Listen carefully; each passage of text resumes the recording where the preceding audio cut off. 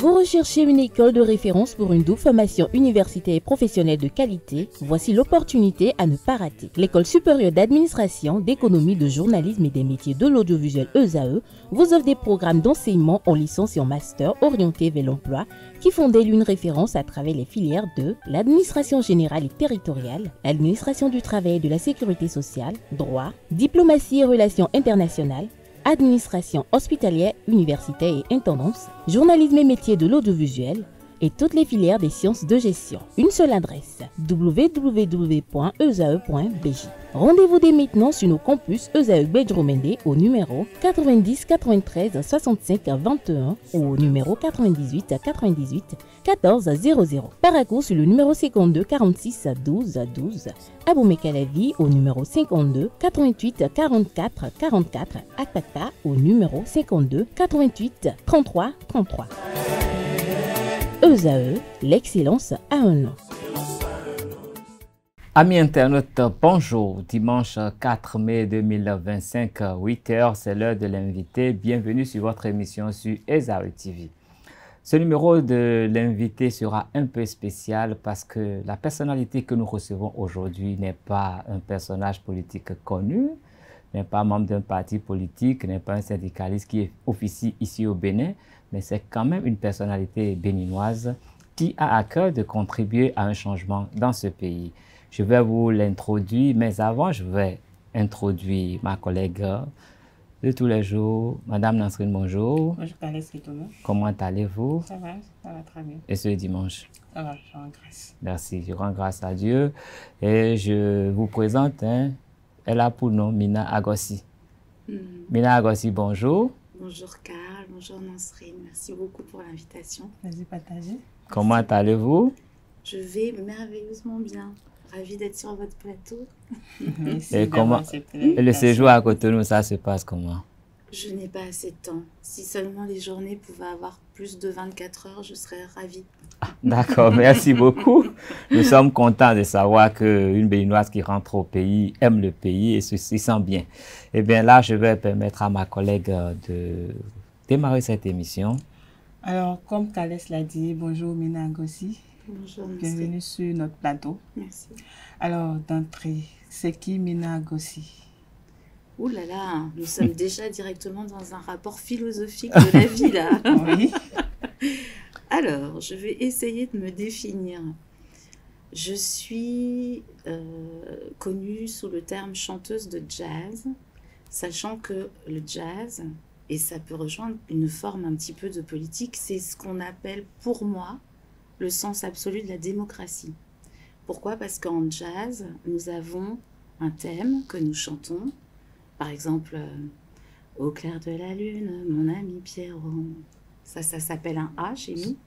Prête-moi ta plume pour écrire un mot. Oui. C'est exactement la même mélodie. Ça s'appelle un A. Ma chandelle est morte, je n'ai plus de feu. Ça s'appelle un B, puisque ça module. Oui. Et après, on fait ouvre-moi ta porte pour l'amour de Dieu. C'est un autre A.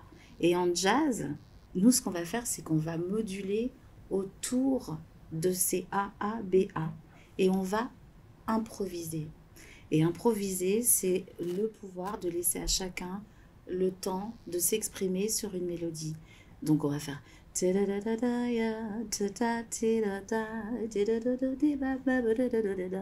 Et l'autre va faire un autre solo. C'est ce que j'appelle la démocratie du jazz. Parce qu'en rock, en musique écrite, en classique, on n'a pas la possibilité de s'exprimer autour du thème. Tout est très carré. En rock, c'est 90% de chant, à peu près 10% de solo, c'est toujours Oui. le même. Donc je me définirais comme une grande humaniste dans l'esprit jazz, mais le jazz a plein d'ouvertures et d'autres frontières. Je pense que la réponse est longue, mais la question était complexe. Oui, mais bon, vous êtes dans le jazz. Et pourquoi avoir fait ce choix? Parce que vous dites que c'est la musique de la démocratie. Hein? Pourquoi Chacun avoir opté s'exprime. pour ce choix? Je pense que j'aime le côté liberté qui s'exprime dans le jazz parce que justement, sur un même thème, chaque jour, on va jouer différemment. Ok. On n'est pas dans un cadre fermé et obtus, donc on est toujours en réflexion et on est obligé de s'écouter les uns les autres. J'aime beaucoup ça, l'échange. Alors, d'où est partie l'idée de devenir chanteuse de jazz? Alors ça, c'est une aventure complètement dingue. J'étais étudiante à la fac de Besançon en Franche-Comté, donc en France. Oui. Et et il y avait un concert dans le café de l'université avec un saxophoniste qui jouait avec des machines, des boîtes à rythme dans les années 90. Je n'avais absolument jamais vu ça, donc il était tout seul Oui. et il lançait des sons, il lançait des batteries électroniques, il lançait des trucs. Et il y avait personne à ce concert et il a cru que j'étais chanteuse. Parce que j'étais là, c'est quoi ça? Et il a dit, mais toi tu es chanteuse? Je ne fais pas du tout. Je suis étudiante en langues étrangères appliquées à l'université, anglais-espagnol. Et il m'a dit, non, tu dois être chanteuse, donc viens chanter. Et comme je ne suis pas timide, Oui. je suis allée sur scène. Il n'y avait strictement personne. Et j'ai fait n'importe quoi. Il a dit, je savais, t'es chanteuse. Et c'est comme ça que j'ai commencé. Quelle histoire! Aux grandes dames de ma mère qui a vu que j'allais vraiment prendre cette voie au bout d'un moment. Et c'est vrai que j'ai arrêté la fac. Faut pas faire ça. Tout Vous le avez monde ne arrêté peut pas la être fait fac pour être nul. pour emprunter le chemin de la Exactement, chanson. exactement. Oui, mais le jazz, on lui attribue des origines africaines. Est-ce que ça a joué sur vos choix ou bien vous avez retrouvé un peu vos racines? Qu'est-ce qui a vraiment le plus pesé dans la balance? Je suis profondément ancrée sur le sol béninois. Vous savez, dans les années 70, ma mère étant bretonne, hein, était remplie d'idéaux. On était post-68 art, etc. Elle est arrivée sur le sol béninois. Elle a rencontré mon père. Malheureusement, leur histoire n'a pas pu se concrétiser par un mariage, mais elle est tombée enceinte de moi. J'ai mis un temps fou pour retrouver mes racines et je dois tout à ma tante Christine qui, même père, même mère que mon père, a été un tremplin pour que je puisse connaître mes racines. Et c'est petit à petit, en découvrant le jazz, que j'ai vu à quel point j'étais inconsciemment inspirée de toutes ces racines qui étaient en moi. Et mon père, à l'époque, vivait au Gabon, puisqu'il y avait le fameux Eldorado Ah oui, oui, dans les années 80. Dans les années, voilà, c'est ça. Donc, vous savez, quand il écrivait à ma tante, il y avait juste une boîte postale à Libreville. Ouais. Il ne savait pas où il habitait exactement. Et comme il ne m'avait pas élevée, c'est vrai que les premières relations avec lui, c'était un peu compliqué parce qu'il pensait que je voulais peut-être lui faire payer quelque chose ou quoi. Donc, il avait un peu peur. Mais je ne me suis pas laissée abattre. J'ai lutté et je suis allée au Gabon et je l'ai vu. Et je l'ai vu 2 fois. Mon défunt, il est décédé. Hein. Je l'aurais au moins vu 2 fois dans ma vie. Il m'a béni. Et c'était tellement intense. Et on s'est regardé et il me dit, mais qu'est-ce que tu as bien fait de venir me chercher jusqu'ici? Wow. C'était tellement fort. Et on se comparait les os, les mains. Et je peux vous dire que je suis vraiment la fille de mon père. Ouais. Je lui ressemble beaucoup. Vous le dites avec fierté, là. Énormément de fierté. Oui, Michel, nous avons parlé jazz et bon, le jazz et la musique africaine, la musique béninoise. Quel lien faites-vous entre la musique béninoise et celle alors européenne? je peux vous dire que, vous savez, Polyrythmo, Oui. hein, c'est vraiment quelque chose qui est complètement extraordinaire dans l'histoire du jazz et du côté un peu fanfare qu'ont suivi les Gambé Brass Band et qui ont de toute façon été aussi très inspirants pour Fela, qui ont révolutionné toute la culture jazz afro-américaine. Donc les Marsalis, les Branford Marsalis, ils sont tous dans cette lignée de la grande culture jazz, afro-jazz. Après, il y a quand même quelque chose qui est un fait assez notoire. Le jazz n'est pas vraiment quelque chose de forcément intégré dans la culture globalement dite africaine, même si les racines, elles sont là. Le jazz, c'est pour les riches, c'est pour les cocktails, c'est en général assez chiant. On ne comprend pas tout ce qui se passe. Ça, c'est un peu les clichés qui véhiculent la musique jazz, on va dire. Mais intrinsèquement, le fait de pouvoir partir dans une espèce de transe, de pouvoir s'exprimer à l'instant T pour pouvoir dire ce qu'on a à dire sur le thème dont je vous parlais tout à l'heure au clair de la lune, c'était une petite ritournelle comme ça explique bien qu'en fait ici, nous avons les racines de cette espèce de transmission de transe et de lâcher, d'arriver à retirer tout ce stress, toutes ces tensions du quotidien qui existent évidemment en Afrique, parce qu'on peut penser qu'il n'y a pas de stress en Afrique, mais c'est complètement faux. On a notre forme de stress, on sait l'évacuer à travers la danse, le chant, tout un tas de choses qu'on a beaucoup de mal à exprimer en Occident. Comme j'ai vraiment les deux cultures, je peux comparer un petit peu. Oui. Et je sais que nous, en Occident, on a beaucoup plus tendance à intellectualiser et à se renfermer sur le lâcher-prise, si vous voyez ce que je veux dire.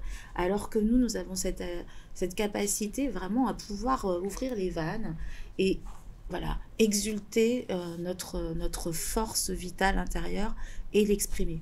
C'est quelque chose qui me tient énormément à cœur, sans oublier qu'on me définit quand même comme un télo. Donc malheureusement, j'ai peut-être aussi une petite touche assez intellectuelle, puisque je m'inspire beaucoup de la musique classique, de Brahms, Schubert. Je suis une dilettante.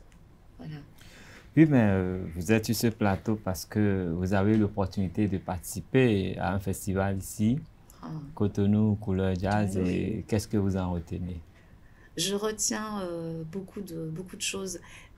L'humilité. Il faut savoir que ce festival, c'est John Arcadius qui l'a entièrement mis en œuvre pour les artistes. C'est très courageux qu'un artiste, lui-même artiste, se donne entièrement pour pouvoir permettre à d'autres artistes de venir sur scène. Je crois que la dernière édition, c'était en 2015-2016. Il y a 8 ans. Il y a 8 ans d'écart quand même. C'est ça. Et du coup, c'est vrai qu'on ne rajeunit pas. Et je trouve que c'est magnifique qu'ils se remettent dans une organisation aussi lourde avec cette humilité incroyable. Parce qu'il y a énormément de gens, visiblement, qui ne peuvent pas forcément savoir d'entrée de jeu qu'il est derrière tout ça. Donc John ne m'en veut pas, je le dis. Merci à lui. Oui. Et sa simplicité, son humilité, moi je l'ai connu, je suis allée le voir en Belgique il y a à peu près une 15-20 d'années, donc ça ne nous rajeunit pas, on va dire. Et je vois son parcours et l'évolution et sa tendresse. Il y a beaucoup d'artistes qui ne sont pas capables de se mettre à la place d'un organisateur.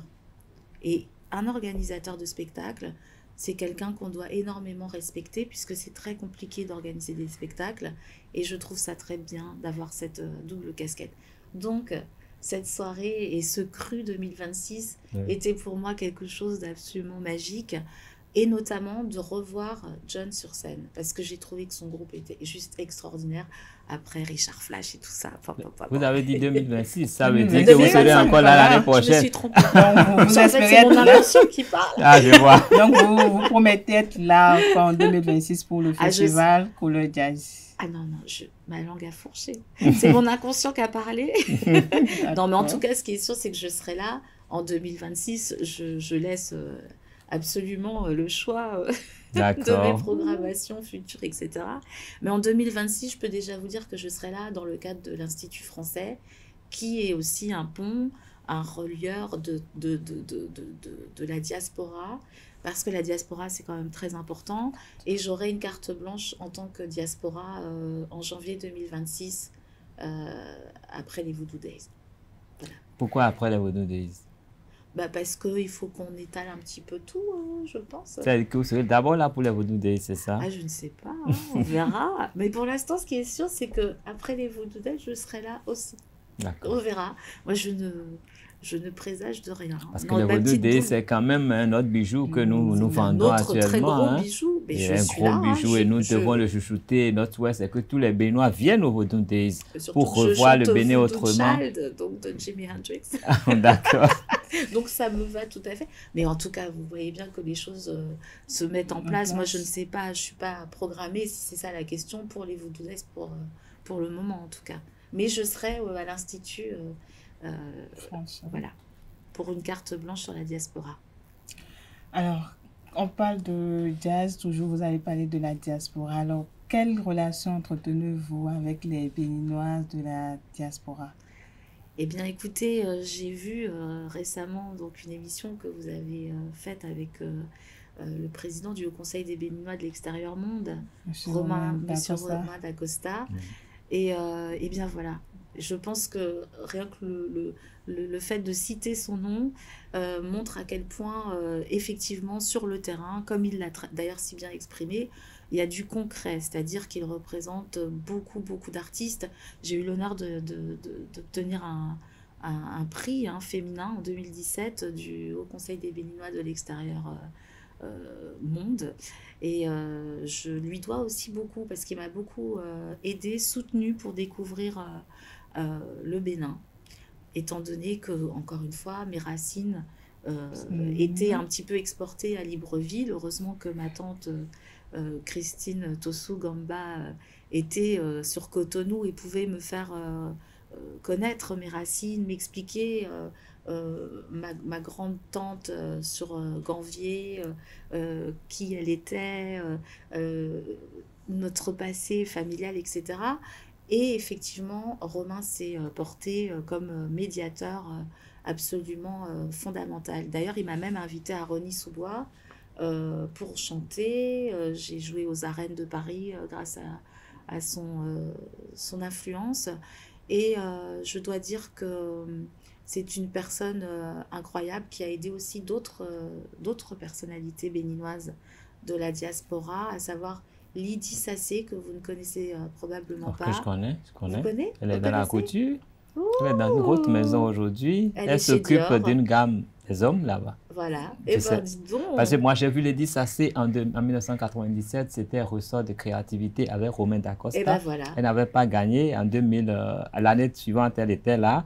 Elle n'avait pas gagné non plus, mais elle était prometteuse. Elle était très... Et maintenant, elle est Lady Dior. Hein. Elle est notre petit drapeau. Eh bien, écoutez, j'ai un petit scoop. Je vais l'inviter en janvier. Ah, d'accord. Vous aurez des surprises haute couture. Si tous les Béninois de la diaspora peuvent s'inviter, Mais se c'est ce donner que rendez-vous voilà, à Cotonou, je crois que c'est notre plan de exactement. développement de notre tourisme va vraiment réussir parce que vous ne viendrez pas seul. C'est une Les obligation. gens vont vous suivre. C'est une obligation. Moi, je m'engage, je veux m'engager à faire découvrir le Bénin à travers le monde quand je voyage, etc. De facto, de toute façon, on me dit que je suis méoui à chaque fois que je voyage. Alors ici, on me dit que je suis Yovo, mais c'est très intéressant. J'accepte les deux et à chaque fois que je voyage, eh bien, je dis que je suis béninoise. Et il faut absolument que je continue à porter ce drapeau du Bénin partout où je vais, peut-être un peu comme une ambassadrice du jazz. Ouais. Et je veux tout faire pour mon pays. Mais cela suppose que vous avez déjà un ancrage avec la communauté béninoise. Est-ce que vous avez déjà des actions en communion avec les Béninois qui sont à l'extérieur? Parce qu'actuellement, notre souhait, c'est que les compétences béninoises puissent quand même venir renforcer ce qui se fait au pays. Est-ce que vous avez ce genre d'implication, de complicité avec les Béninois qui sont en dehors du territoire national? Absolument. J'ai eu l'immense honneur de représenter la partie donc musicale sur l'exposition Bénin Révélation à la Conciergerie. Okay. Donc je chantais, je faisais l'animation et j'ai beaucoup insisté pour qu'il n'y ait pas que moi, parce qu'il y avait un budget, donc j'avais une carte blanche pour faire l'animation sur le week-end festif de la Conciergerie. J'ai beaucoup insisté pour qu'il y ait Bacchus avec son food truck béninois à Paris, par exemple. Il faut qu'on s'entraide. Il faut qu'on apporte...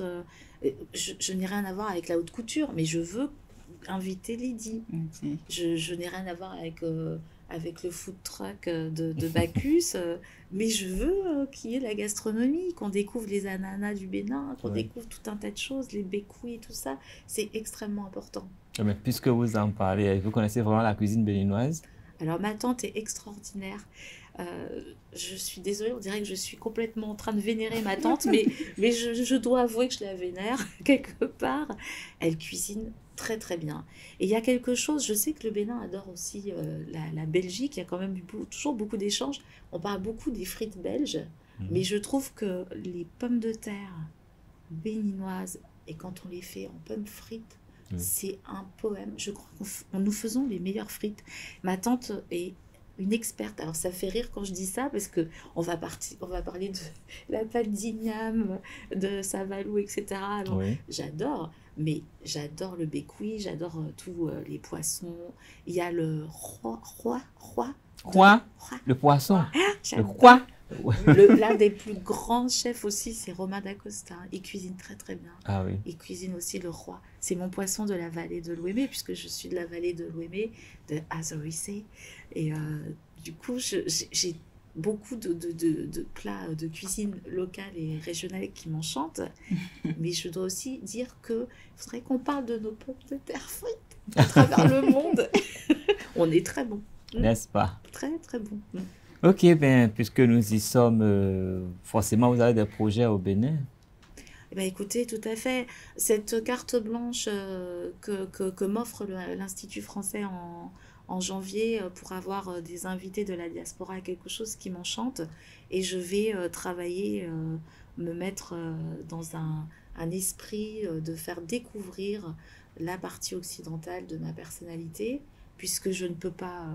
me couper en deux. Je suis moitié Yovo, moitié Bewi, et je veux que ces deux parties soient très très équilibrées. D'ailleurs, je suis complètement à l'aise dans mes baskets là-dessus, par exemple. Et je veux tout faire pour servir mon pays. Et bien pour le moment, est-ce que vous avez déjà des idées, des projets de collaborer avec des artistes béninois d'une certaine façon? Bien sûr, mais je vais quand même pas tout dévoiler. c'est un peu trop tôt. Je peux vous dire qu'il y a des belles surprises. Très, très belles surprises. Voilà, entre danseurs béninois et créateurs complètement fous de sculptures, de vêtements, de choses. Je ne dis pas plus parce que sinon, ça n'a plus... ça n'a plus mais sachez que je suis... à pied d'œuvre, absolument. Alors, Madame Mina Agossi, on tend déjà vers la fin de notre émission. Vous êtes au Bénin depuis environ 3 mois.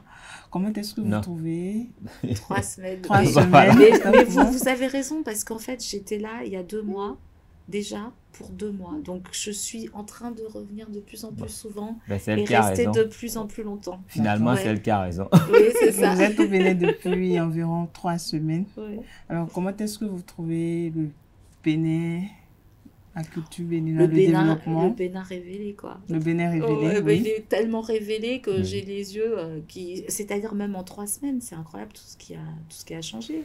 Enfin, ça n'arrête pas. Donc là, je vais aller voir les logements sociaux, là, qui sont à Calavi. Ouais. À Ouedo. Ouais, c'est ça, à Ouedo, pour voir un petit peu comment ça se... Et pourquoi pas investir? Pourquoi pas investir? Je vais aller regarder ce qui se passe. Il se passe tellement de choses, on ne sait plus où tourner.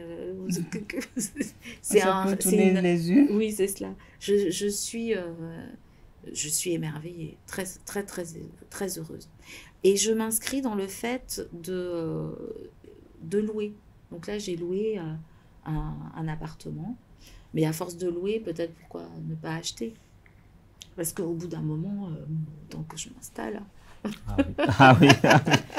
C'est tellement beau, l'air est pur, un flic est un flic, un prof est un prof maintenant. Enfin, c'est vraiment c'est inspirant. On a envie d'investir. Vraiment. On a envie d'être là et de participer au développement du pays. Bah, moi, nous ne pouvons que vous encourager à investir au Bénin. Oui, c'est ce que nous avons envie de vous voir revenir apporter ce que vous savez pour que ça change un peu ici quand même. Donc, c'est notre souhait. Et c'est l'une des raisons pour lesquelles nous avons décidé de vous recevoir sur ce plateau afin que vous puissiez partager vos expériences avec vos frères et sœurs qui sont ici. Merci. Cela peut toujours inspirer d'autres à travailler autrement. Parce que nous avons vu sur scène le professionnalisme et tout, c'est à partager. Il faut que tout ce qui est positif soit quand même valorisé. Donc, ben, vous savez, nous ne sommes rien, nous les artistes, sans vous et sans le public. C'est-à-dire nous travaillons ensemble. Les artistes ont besoin du public, ont besoin des médias. Nous avons besoin de vous, vous avez besoin de nous certainement. Et c'est extrêmement important de travailler main dans la main pour développer et donner de l'optimisme et de l'espoir dans la tête des gens. C'est notre rôle. Il faut que les gens ressortent avec un sourire. Après nos concerts, il faut qu'ils aient envie de se lever et se dire, mais même si c'est dur aujourd'hui, je dois payer mes frais, il y a cette telle... Eh bien, je suis content, j'ai vécu une belle soirée, voilà. Il y a d'autres choses qui permettent d'apporter un peu de fraîcheur. Et je remercie Éric Jacot, mon compère depuis 20 ans, qui était à la guitare basse. Voilà. Et avec lui, ça fait 20 ans qu'on joue ensemble. On est là pour vous. On est là pour vous. Ben, ça va peut-être ma dernière question dans le cadre de cette émission. Je voudrais vous demander si on vous donnait l'opportunité de noter tous ceux qui sont à l'œuvre pour les changements que vous voyez, vous observez au Bénin, quel nom leur donneriez-vous? Patrice Talon. Je pense, son excellence, Claudine Talon, Patrice Talon, et puis tous ceux, il y a un avant et un après. Je veux dire, même sans être politique, il faudrait être aveugle pour pas le voir. Hein. Donc, moi, je suis admirative de ces personnalités qui ont des visions qui les dépassent. C'est vraiment ce qu'on essaie de faire aussi en musique, vous voyez. On n'est pas là pour nous, on est là pour le public. Pour le public, pour une cause qui nous dépasse. Ça me plaît énormément. D'accord. Je crois que nous sommes arrivés à la fin du temps qui est imparti à cette émission. Ça a été très, très rapide. Oui. Mais bon, c'est comme ça. Comme je vous disais, 24 heures. Voilà, c'est pas assez. Oui, mais c'est comme ça. Et ce matin, nous avons reçu Madame Mina Agossi. Vous êtes encore avec nous. Vous êtes artiste. Je suis née par le siège. Agossi, c'est ça. Bon, Agossi, c'est vraiment en patois béninois. Oui. C'est Agossou, Agossi, une personne qui est née par le siège voilà. Ou par les pieds, en tout cas pas de la façon normale. C'est voilà. Agossi ou Agossou. Donc, elle est béninoise, bien que son nom, Agossi, prouve qu'elle est une sœur à nous. Et vous êtes musicienne du jazz. Et vous y êtes depuis quelques années. Vous êtes arrivé au jazz un peu par hasard, par le hasard d'un concert où vous avez vu quelqu'un jouer sur scène qui vous a invité à vous y mettre. Et puis, bon, ça a pris. Vous étiez étudiante et depuis, vous êtes devenue musicienne du jazz. Même si votre maman avait eu des frayeurs, vous avez pu transcender tout cela. Et aujourd'hui, c'est votre profession. Vous parcourez le monde avec votre musique et vous vous définissez comme une ambassadrice du Bénin, de la musique béninoise, et vous revendiquez avec fierté cette nationalité béninoise et vous êtes prête à travailler pour amener d'autres frères béninois au Bénin et vous êtes très enthousiaste face à tout ce que vous observez aujourd'hui au Bénin en tant que changement et votre souhait c'est même d'investir au Bénin et vous dévoiler davantage, mais vous donnez rendez-vous à tous les Béninois en janvier prochain. Une école de jazz aussi. Bon, donc vous avez l'ambition de partager votre savoir avec les Béninois. Mais avant tout cela, en janvier prochain, vous serez ici en scène à Cotonou. Et votre souhait, c'est de ramener une autre sœur, Lydie Sassé, qui sera sur scène avec vous. Et vous êtes très reconnaissante avec deux personnes, Romain Dacosta, qui vous aide vraiment pour votre intégration au Bénin et dans la communauté béninoise. Également, votre tante que vous n'avez cessé de citer tout au long de cette émission, Madame Christine, bonjour, merci à vous de nous ramener notre sœur. Je crois que c'est l'essentiel à retenir de l'émission de ce matin. Je vous dis infiniment merci d'avoir répondu à notre invitation. Merci à vous, Nasrine Fatimbi. Merci à Charbel, à Ulrich, à Romao et tous ceux qui sont à la régie là-bas. Merci à vous, vous êtes bénis. Je vais dire surtout merci à nos auditeurs qui nous sont fidèles et qui nous ont encore suivis ce dimanche matin. Merci, bon dimanche à vous, à très bientôt.